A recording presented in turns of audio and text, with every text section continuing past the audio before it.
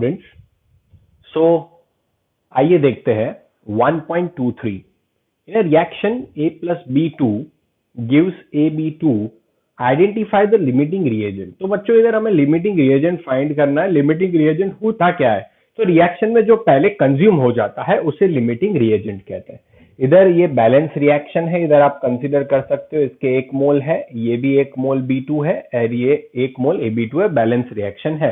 तो first option इधर ऐसा दिया है 300 atoms of A and 200 molecules of B। इधर मॉलिक्यूल्स लिखा गया है क्योंकि B2 की बात कर रहे हैं, एंड इधर एटम्स लिखा गया है क्योंकि A की बात कर रहे हैं। तो इसमें 1 मोल है, 1 मोल के साथ रिएक्ट कर रहा है। तो 1 मोल में एसटीपी पे कितने एटम्स होते हैं? Na जितने। तो मैं कह सकता हूं Na जितने एटम्स ऑफ A वो Na जितने मॉलिक्यूल्स ऑफ B2 के साथ रिएक्ट करते होंगे। तो अगर 300 एटम्स ऑफ A लूं मैं, 300 एटम्स ऑफ A कितने B2 के साथ रिएक्ट करेंगे? तो वो तो 300 मॉलिक्यूल्स ऑफ B2 के साथ रिएक्ट करेंगे, बट इधर तो B2 कितना दिया गया है? 200 दिया गया है। तो पहले कौन खत्म हो जाएगा? B खत्म हो जाएगा। तो इधर लिमिटिंग रिएजेंट होगा, फर्स्ट केस में हमारा B लिमिटिंग रिएजेंट होगा, B2।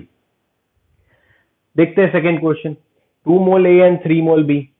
तो इन शॉर्ट आप डायरेक्टली कर सकते हो, 1 मोल A को रिएक्ट करने के लिए 1 मोल B चाहिए, 1 मोल को 1 चाहिए तो 2 मोल को 2 चाहिए। तो इधर तो कितने हैं? 3। तो ये ज्यादा है, ये कम है, तो ये पहले खत्म हो जाएगा।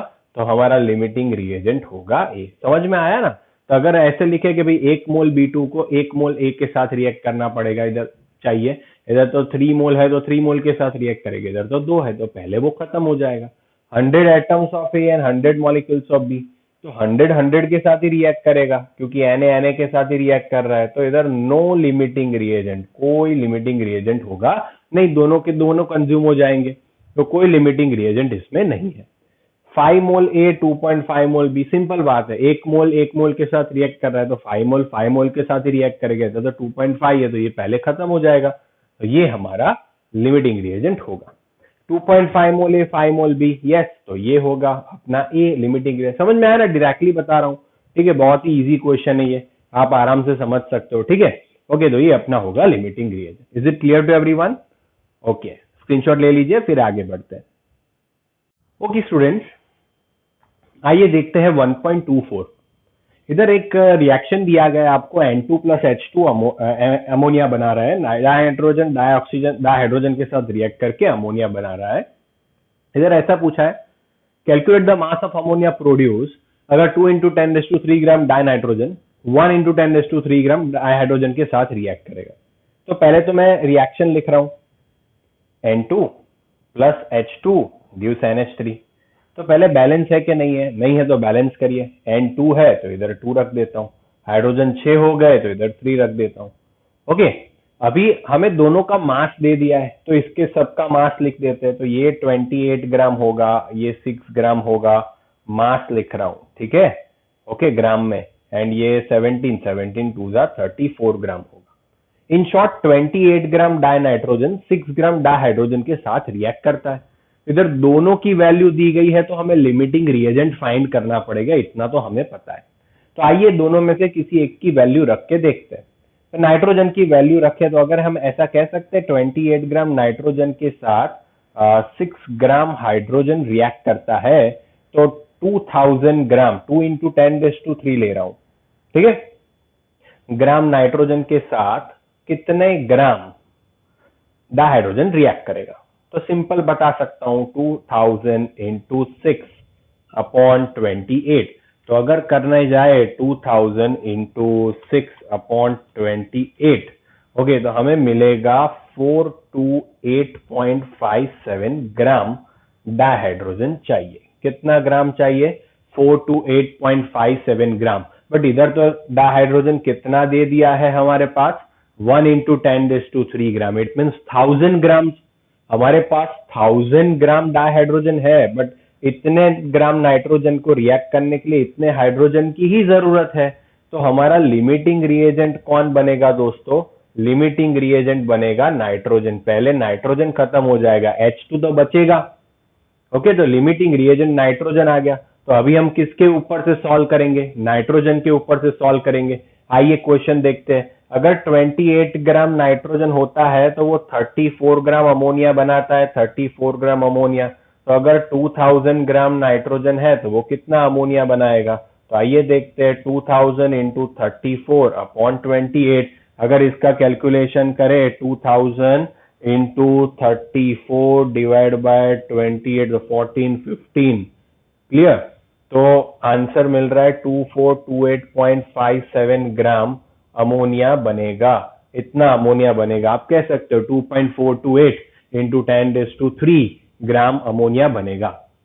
तो हमने अमोनिया का मास तो फाइंड कर लिया। अभी सेकेंड क्वेश्चन क्या दिया है कि will any of two reactant remain unreacted? हाँ, तो नाइट्रोजन पूरा कंज्यूम हो जाएगा तो अनरिएक्टेड कौन बचेगा? यस, डाइहाइड्रोजन अनरिएक्टेड बचेगा। Yes, if yes, which one and what would be its mass? तो हाइड्रोजन बचेगा। क्लियर? यस, एंड हाइड्रोजन बचेगा। तो उसका मास कितना होगा? तो अभी इसमें से 1000 था, 1000 में से आप कह सकते हो कि 428.57 ग्राम कंज्यूम हो गया ना यार। इसके साथ उसने तो रिएक्ट कर लिया कि नहीं कर लिया? ठीक है, 1000 माइनस क्या करेंगे हम? 428.57 करेंगे। ओके, तो क्या मिलेगा? 571.43। क्लियर? उतने ग्राम हाइड्रोजन अनरिएक्टेड बचेगा। क्लियर बच्चों? बहुत ही इजी है, बहुत ही आसान थे तीनों क्वेश्चन। मैंने बहुत ही आराम से समझा, फिर से समझा देता हूं। ये इतने ग्राम के साथ रिएक्ट करता है तो ये इसको रिएक्ट करने के लिए इतने ग्राम हाइड्रोजन चाहिए। हाइड्रोजन एक्सेस में है तो लिमिटिंग रिएजेंट हो गया नाइट्रोजन। एंड उसके हिसाब से हमने अमोनिया का मास फाइंड कर लिया। किसके हिसाब से? डाइनाइट्रोजन के हिसाब से। क्लियर? एंड फिर कोई बाकी बचेगा? यस, हाइड्रोजन बचेगा। कितना बचेगा भाई? 1000 था, उसमें से इतना रिएक्ट करके चला गया तो बचा कितना? 571.43 ग्राम बचा। इज इट क्लियर बच्चों? ठीक है, इसका स्क्रीनशॉट ले लीजिए। ओके स्टूडेंट्स, सो आइए देखते हैं 1.25 नंबर का क्वेश्चन। इधर पूछा गया है कि how are 0.50 mole Na2CO3 and 0.50 molar, ये मोलर है, ये मोल है, ये कैसे डिफरेंट है? तो दोनों डिफरेंट ही हुए दोस्तों। मोल का मीनिंग क्या होता है? वेट अपॉन मॉलिक्यूलर मास होता है, ठीक है। एंड मोलर का मीनिंग क्या होता है? मोल पर लीटर होता है। दोनों अलग है। अगर आपको पता है 1 मोल Na2CO3 होगा तो उसका मास कितना होगा? 106 ग्राम Na2CO3 होगा, ठीक है। 1 मोल Na2CO3 मीन्स, तो आप कह सकते हो 0.50 मोल Na2CO3 मीन्स कितना होगा? तो आप कह सकते हो 53 ग्राम Na2CO3 होगा, ठीक है, 53 ग्राम। अभी 0.50 मोलर का मीनिंग क्या होता है? मोल Na2CO3 is present in 1 litre solution. तो इसका मीनिंग क्या होगा? 53 ग्राम Na2CO3 प्रेजेंट है 1 लीटर सॉल्यूशन के अंदर। ये इन दोनों के बीच का डिफरेंस है। क्लियर? ओके, बहुत ही आसान है, वेरी सिंपल। ओके, आइए देखते हैं नेक्स्ट क्वेश्चन 1.26। अगर 10 volume of dihydrogen gas react with 5 volume of dioxygen gas, how many volume of water vapour would be produce? बहुत ही इजी है। तो आपको पता है H2O2 के साथ रिएक्ट करके क्या बनाता है? H2O बनाता है। बैलेंस करिए इसको, इधर 2 रखेंगे, इधर 2 रखेंगे। इट मीन्स इधर आप देख सकते हो इसके मोल कितने हैं? 2। तो इसका 2 वॉल्यूम इसका 1 वॉल्यूम के साथ रिएक्ट करके कितने वॉल्यूम H2O बनाता है? 2 वॉल्यूम। 2 वॉल्यूम 1 वॉल्यूम के साथ रिएक्ट करके 2 वॉल्यूम H2O बनाता है। तो हमारे पास कितने वॉल्यूम डाइहाइड्रोजन है? 10 वॉल्यूम डाइहाइड्रोजन है। तो वो किसके साथ? 5 वॉल्यूम। यस, 5, इसका आधा ही हो रहा है, 2 का 1 हो रहा है तो 10 का भी 5 होगा। उसके साथ रिएक्ट करके कितना बनाएगा? तो आप आराम से कह सकते हो 10 वॉल्यूम बनाएगा H2O। क्लियर? बहुत ही सिंपल है बच्चों, ये 10 वॉल्यूम H2O बनाएगा। इज इट क्लियर बच्चों? समझ में आ गया आप लोगों को? ओके, ले लीजिए इसका स्क्रीनशॉट, फिर हम आगे बढ़ते हैं। ओके स्टूडेंट्स, सो आइए देखते हैं 1.27। ऐसा लिखा है convert it into the basic unit. तो पिकोमीटर को मीटर में कन्वर्ट करना होगा। ये हमारा बेसिक यूनिट होगा। 28.7 इंटू 10⁻⁻12 मीटर होगा।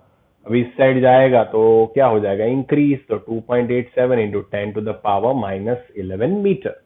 ये हमारा आंसर होगा।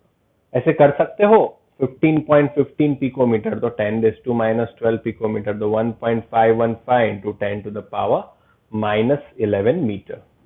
ये मिलीग्राम दिया है 25365 इंटू 10⁻³ ग्राम है, तो इसे -1 -2 0, तो इसे क्या कह सकते हैं 25.365 ग्राम कह सकते हैं। तो बेसिक यूनिट में आप ऐसे कन्वर्ट कर सकते हो, सिंपल। ये क्वेश्चन मजेदार है।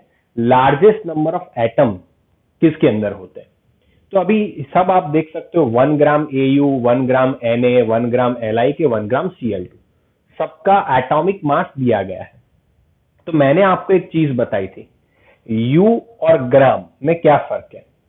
इट मीन्स अगर मैं ऐसा लिख रहा हूं 35U, तो ये एक एटम का मास होगा, एक एटम का मास होगा। अगर मैं यही चीज 35 ग्राम लिख रहा हूं, तो ये किसका मास होगा? 1 मोल एटम का मास होगा, 1 मोल एटम का मास। तो ये सारे ग्राम में दिए गए हैं आपको, ग्राम पर मोल, ग्राम पर मोल, ग्राम पर मोल, ठीक है। तो इन शॉर्ट मैं कह सकता हूं कि भाई 197, देखिएगा 197 ग्राम AU होगा, उसके अंदर Na जितने एटम होंगे, 1 मोल तो उसमें कितने एटम होंगे? Na जितने। तो अपने 1 ग्राम में कितना? तो इन शॉर्ट इधर क्या आएगा? Na/197 आएगा। ऐसे फर्स्ट केस में ये आया। सेकेंड केस में क्या आएगा? Na/23 आएगा। वैसा ही करना है, 23 ग्राम में Na, तो 1 ग्राम में कितना? तीसरा क्या आएगा? Na/7 आएगा। एंड चौथा क्या आएगा? Na/71। सब लोग गलती करते, इधर Cl2 है दोस्तों। Cl2 मीन 71 ग्राम। 71 ग्राम में Na जितने मॉलिक्यूल्स, क्लियर? ओके, तो इसमें क्या आएंगे? एंड इसके हिसाब से आप आराम से आइडेंटिफाई कर सकते हो किसके अंदर सबसे ज्यादा एटम्स होंगे। तो आप कह सकते हो Na/7 के अंदर सबसे ज्यादा नंबर ऑफ एटम्स होंगे बच्चों। क्लियर? ऐसे ही आप इसे आराम से सॉल्व कर सकते हो, ठीक है। ले लीजिए स्क्रीनशॉट, फिर आगे बढ़ते हैं। Okay students, so let us see 1.29। हमें मोलारिटी फाइंड करनी है। इथेनॉल वाटर में डिसॉल्व किया गया है एंड वाटर की डेंसिटी 1 है, ठीक है, ओके। एंड इथेनॉल के मोल फ्रैक्शंस दिए गए हैं, वो है 0.040। बस इतनी चीजें दी गई है। तो दोस्तों हमें मोलारिटी फाइंड करना है। तो मोलारिटी होता क्या है? मोल पर लीटर, मोल पर लीटर, ओके। हमें पता है कभी भी वॉल्यूम नहीं दिया, मोलारिटी का फॉर्मूला क्या होता है, सॉरी डेफिनेशन क्या होता है? तो number of moles, number of moles in 1 litre solution. तो हमें लीटर नहीं दिया होगा तो हम क्या लिख लेंगे? 1, क्योंकि number of moles in 1 litre solution को ही क्या कहते हैं? मोलारिटी कहते हैं। अभी मोल फाइंड करने पड़ेंगे, किसके? इथेनॉल के। इथेनॉल के मोल हमें मिल जाए तो उसकी मोलारिटी भी मिल जाएगी। तो दोस्तों हमें इधर मोल फ्रैक्शन दिया गया है, तो मोल फ्रैक्शन ऑफ इथेनॉल है, तो उसका फॉर्मूला क्या होगा? Moles of ethanol upon total mole. देखा था ना, mole fraction is equal to क्या होता है? Moles of component upon total mole होता है। तो इधर क्या आएगा? Moles of ethanol and plus moles of water भी आएगा, ओके। हमें मोल्स ऑफ इथेनॉल फाइंड करना है। तो ये तो हमारा क्या हो गया? 0.040 हो गया, ये मोल्स ऑफ इथेनॉल हो गया। इधर भी मैं लिखता हूं moles of ethanol plus moles of water. बहुत ध्यान से देखिएगा, मोल्स ऑफ वाटर। तो water is equal to, mole is equal to क्या आएगा? Weight upon molecular mass. Density 1 दी गई है, तो मैंने आपको बताया था हम 1 लीटर ले रहे हैं, 1 लीटर। तो 1 litre density is equal to, चलो लिख देता हूं पता चल जाए, मास बाय वॉल्यूम। तो मास इज इक्वल टू क्या आएगा? Density into volume. तो 1 इंटू 1, तो ये क्या आएगा? 1 kg हो जाएगा। तो इधर मैं उसका ग्राम में लिख सकता हूँ 1000/18, तो ये आएगा 55.5। तो इधर मैं लिख देता हूँ 55.5। अभी 55.5 के कंपेयर में ये तो बहुत ही कम है, बहुत ही कम होगा मोल्स ऑफ इथेनॉल, ये बहुत ही ज्यादा है, तो इसको इग्नोर करते हैं। तो हम क्या लिखेंगे? N ethanol is equal to 0.040 into 55.5। सीधा कर देते हैं। क्यों हमने ये इग्नोर कर दिया दोस्तों? क्योंकि इथेनॉल की जो वैल्यू जो है, आप आराम से कह सकते हो 55.5 से तो बहुत ही कम होगी। क्लियर? इट मीन्स 2.22 समथिंग इसके मोल्स आ रहे हैं। 0.040 इंटू 55.55 करेंगे तब, ठीक है। तो 2.22 मोल जितना इथेनॉल अपना आएगा। क्लियर? तो अभी मोल मिल गया, तो फिर 2.22 इधर रख देते हैं तो उसकी मोलारिटी भी मिल जाएगी 2.22 मोलर बच्चों। ठीक है, बहुत ही आसान था। ओके, समझ में आ गया कंसेप्ट के साथ? ओके, तो ऐसा सोचना पड़ेगा आपको। ठीक है, ओके, चलिए, थैंक यू। अभी आगे देखते हैं।